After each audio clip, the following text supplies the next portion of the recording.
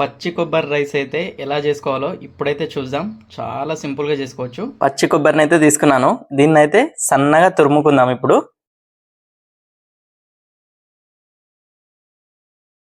పచ్చి కొబ్బరి అనేది ఇలా సన్నగా ఇట్లుండాలి. ఈ విధంగా అయితే తురుముకోవాలి మంచిగా.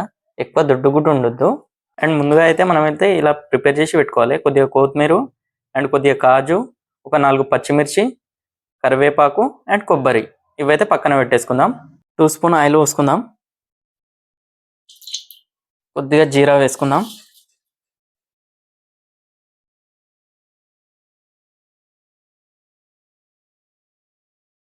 పచ్చిమిర్చి వేసుకుందాం కట్ చేసుకున్నాయి.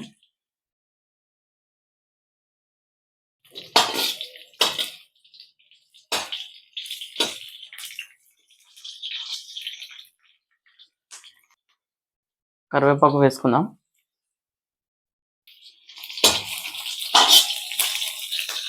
అండ్ మిర్చి కరివేపాకు అనేది మంచిగా ఫ్రై కావాలి. ఇప్పుడు కాజు వేసుకుందాం.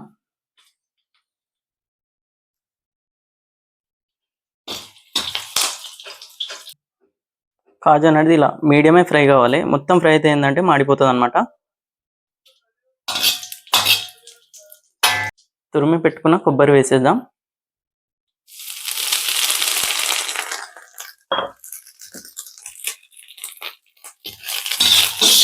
బాగా కలుపుకుందాం.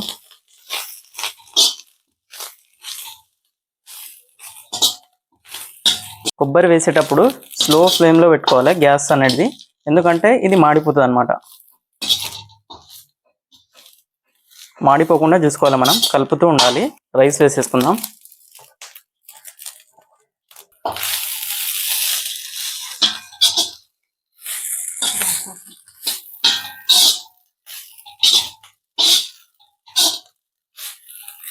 ఇలా మంచిగా కలుపుకుందాం. 1/2 టీ స్పూన్ సాల్ట్ వేసుకుందాం. 1/2 టీ స్పూన్ వైట్ పేపర్ వేసుకుందాం. అరోమేటిక్ పౌడర్ ఒక 1/2 టీ స్పూన్ వేసుకుందాం. దీన్ని ఇప్పుడు హై ఫ్లేమ్లో పెట్టుకొని బాగా కలుపుకోవాలి.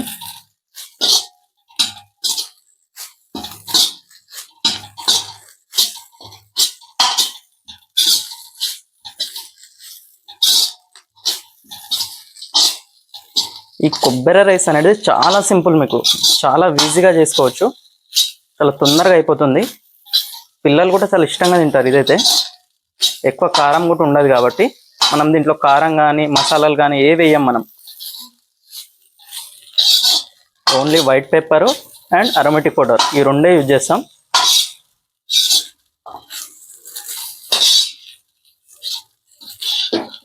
చూడండి, ఇలా సింపుల్గా చేసుకోవచ్చు మీరు కూడా ఇంట్లో. పర్ఫెక్ట్ వచ్చింది.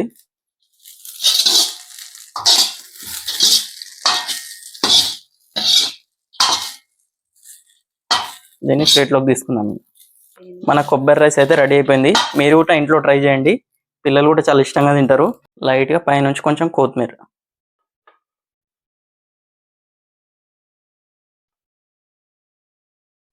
కొబ్బరి రైస్ అయితే రెడీ అయిపోయింది. మీరు కూడా చాలా సింపుల్గా చేసుకోవచ్చు. వెరీ టేస్టీ, చాలా బాగుంటుంది. అండ్ ఇది కొన్ని హోటళ్లలో మాత్రమే దొరుకుతుంది. అండ్ మెయిన్గా వెజ్ రెస్టారెంట్లలో అయితే సింపుల్గా దొరికేస్తుంది. బట్ మనం ఇంట్లో చేసుకోవడం అనేది చాలా ఈజీ. ఇది మీరు సింపుల్గా ట్రై చేయండి. పచ్చి కొబ్బరిలు ఉంటాయి కదా, దాంతో అయితే ఇలా నేను చేసే విధంగా అయితే చేయండి. చాలా టేస్టీగా ఉంటుంది.